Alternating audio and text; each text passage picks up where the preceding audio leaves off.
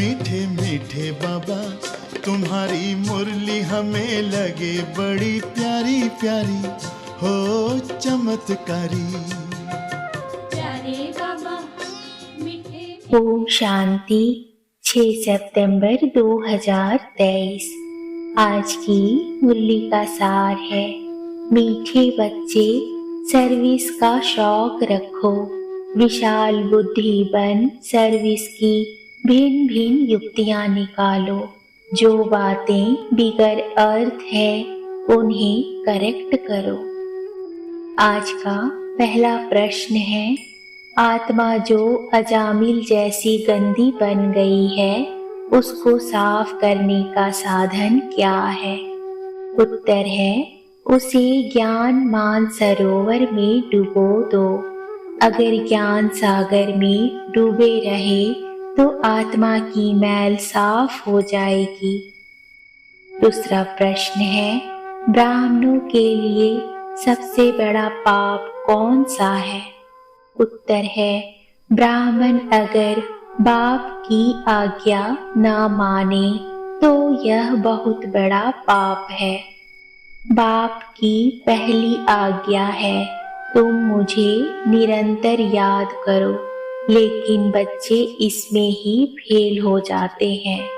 फिर माया कोई ना कोई विकर्म करा देती है।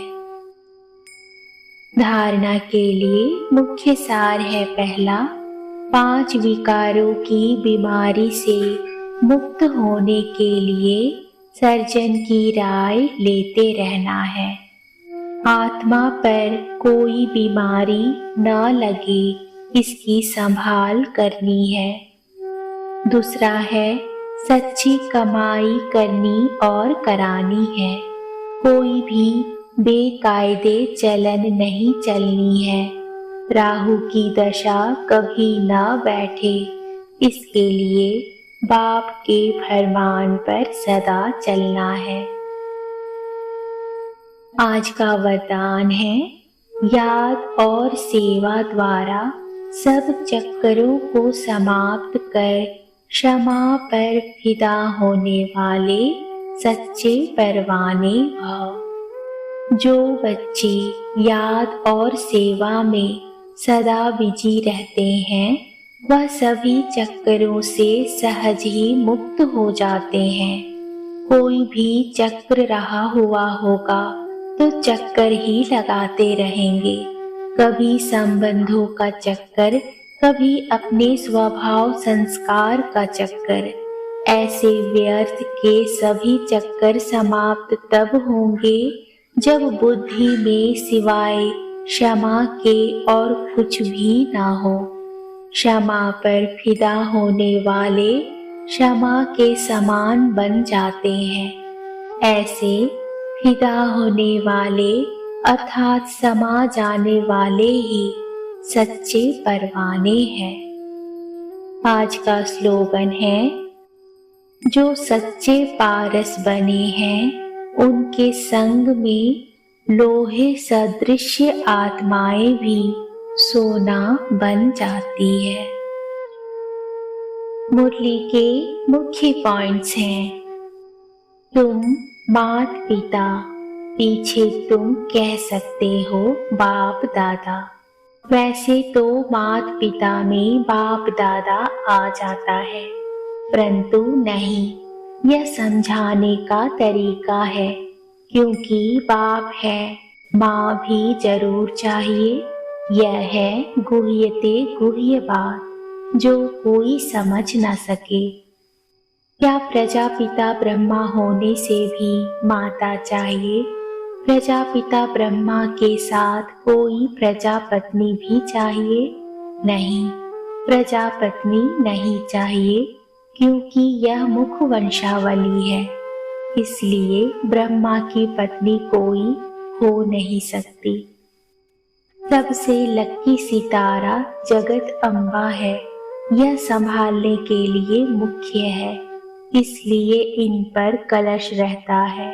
और यह अर्थात ब्रह्मा तो हो गई ब्रह्मपुत्रा, मेल के रूप में तो सरस्वती जरूर चाहिए, सरस्वती को ही जगत अम्बा कहा जाता है।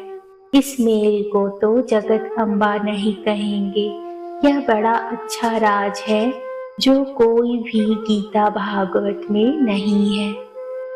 बाप तुम बच्चों को डायरेक्शन देंगे, ऐसे ऐसे करो, श्रीमत पर चलो। वास्तव में धरती यह भारत खंड है।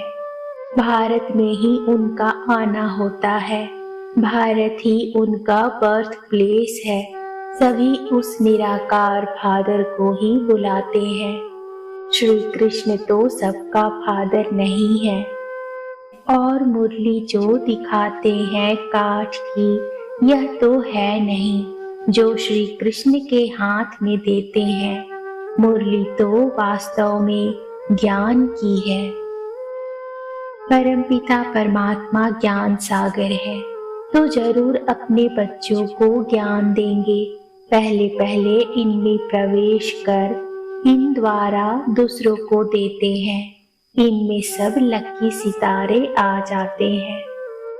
ज्ञान सूर्य, फिर ज्ञान चंद्रमा, यह अर्थात ब्रह्मा हुए। फिर चाहिए ज्ञान चंद्रमा के नजदीक एक सितारा जो चंद्रमा के सामने खड़ा रहता है। वह बहुत तीखा होता है।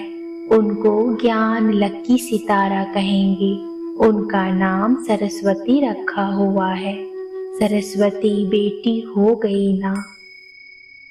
बरोबर कलयुग का अंत अब है और कलयुग के बाद फिर सतयुग होगा। सतयुग सामने आ गया है।